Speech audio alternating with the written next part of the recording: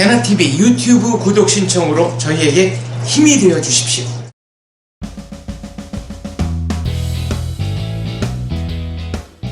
유여의 법입니다. 오늘 박사님이 재밌어 할 주제를 갖고 왔습니다. 뭔가요? 네. 갑자기 눈이. 아니 저번처럼 또 이상하게 무슨 독일에서 무슨 동물과 우리 그때 너무 웃어가지고 사람들이 우리를 이상하게 보는 거예요. 근데 그날 웃을 수밖에 없는 이유도 있었어요. 네. 옆에 사람들이 계속 왔다 갔다 하고 그랬잖아요. 그러니까 이야기하다가 웃음 터지고. 그렇죠. 그리고 얘기하는 내용도 굉장히 기상천외하고. 네.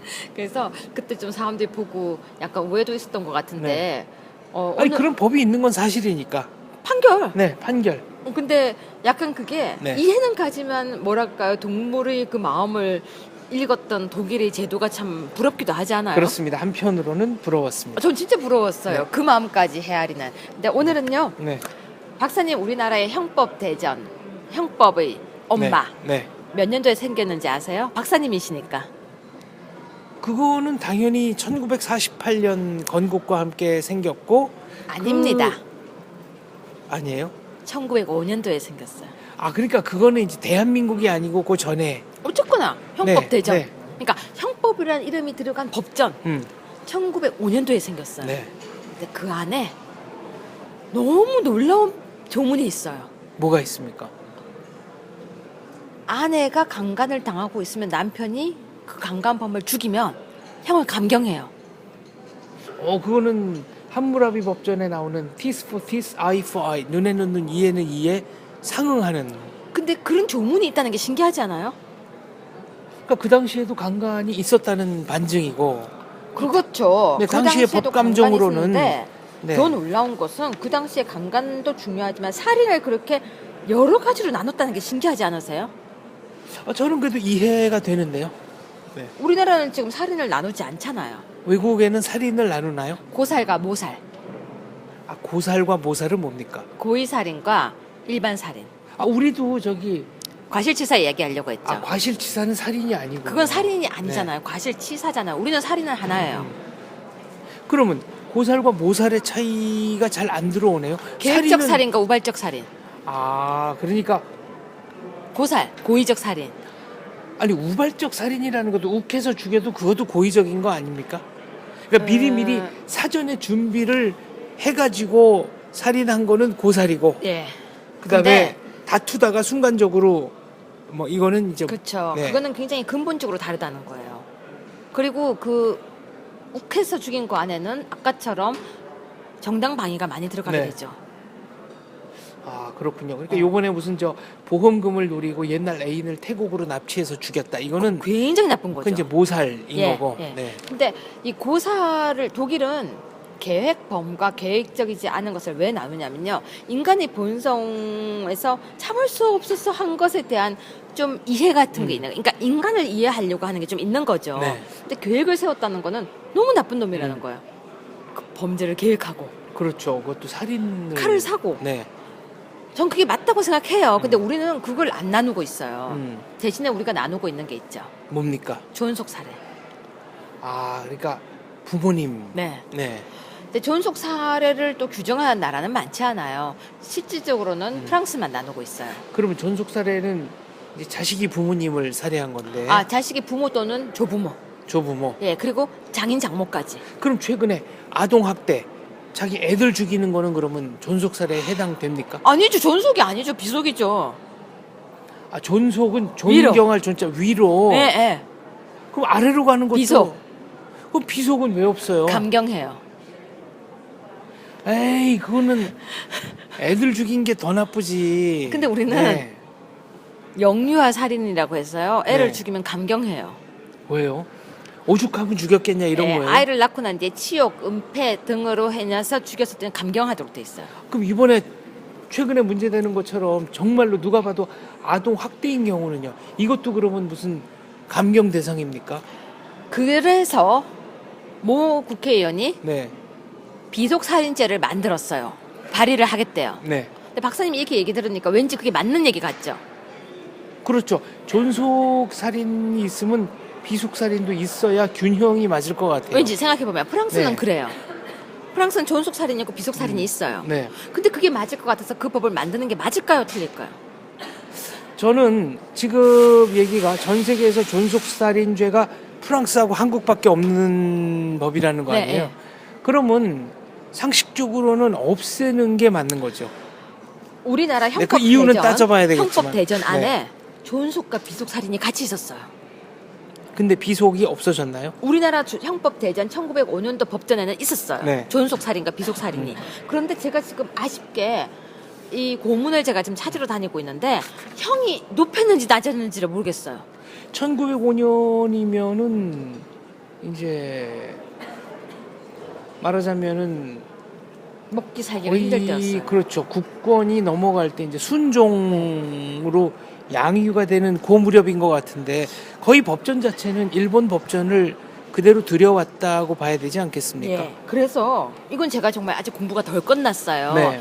왜 제가 형을 높였는지 낮췄는지 모르겠다고 하는 게 여기 조문을 보면요. 그 조문이 다 이럴 경우에 형을 낮춘다가 돼 있어요. 그러니까 뭐 자기를 강간하는 사람을 죽이면 낮춘다.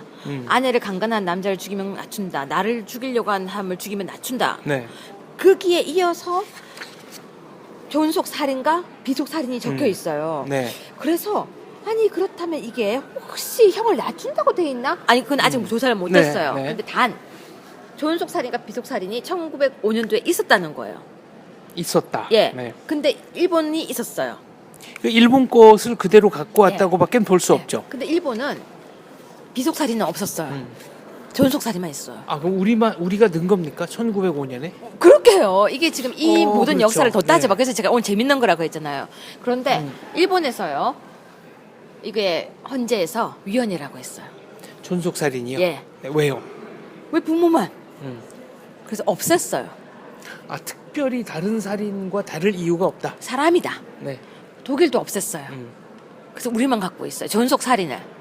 그럼 자, 존속 살인이 과연 필요할 것인가에 대한 문의가 물음이 우리도 되게 많았어요. 그래서 우리나라도요. 계속 존속 살인에 대해서 헌재에서 위헌 여부를 가렸습니다. 네. 아직은 합헌이다. 부모에 대한 공경심이. 근데 이번에는 아이가 자꾸 죽으니까 이제 비속 살인도 만들자는 얘기가 나온 네. 거예요. 전 반대예요. 그러니까 기본적으로는 전 세계적인 추세를 따라가자면 존속살인, 비속살인을 다 없애는 게 맞는 것 같네요. 왜냐면 네. 우리가 지금 현재 형법 250조의 살인죄는 5년 이상 징역, 유기 또는 무기 또는 사형이에요. 네. 그러면 5년 이상인데 존속 살인은 7년 이상이에요. 형량이 높네요. 높아요. 네. 그럼 박사님, 5년 이상에는 7년이 들어가죠. 그렇죠. 굳이 7년이라고 말을 안 해도 5년 이상으로 부모를 죽이거나 아이를 죽이면 형을 높일 수 있다는 거예요. 그렇죠. 결국 또 판사의 의지예요. 네. 재판의 의지고요.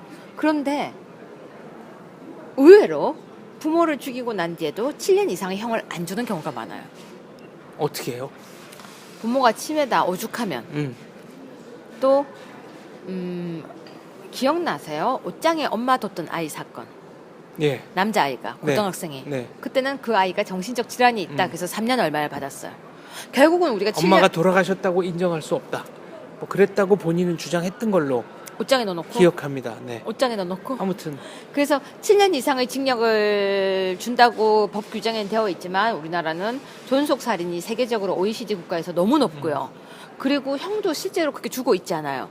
그럴 것 같으면 왜 굳이 존속살인죄를 두냐는 거죠. 그 아예 없이 그냥 일반 살인죄로 하고 괘씸하면 가중하면 되잖아요. 그렇죠. 근데 우리는 너무 형식적에 얽매이고 있는 거죠. 그러면서 또 비속살인을 만들겠다는 거예요. 비속살인이 많이 발생하니까 살인죄를 만들면 없어질까요? 모르겠습니다. 저는 의미 없다고 생각해요. 네. 생명이 얼만큼 소중한지를 알려줘야지. 그거 하면은 이렇게 된다 이러면은 전 출생신고 안 하는 사람도 많을 것 같아요. 그렇겠죠. 네. 네. 전 그럴 것 같아요. 네. 이게 되게 무섭게 진행될 수가 있는 거예요. 자꾸 이렇게 억누르잖아요. 그럼 그 억누르면요 풍선처럼 터져나가요. 이제 억누르는 힘이 강하면 강할수록 반발력도 커집니다. 그럼요.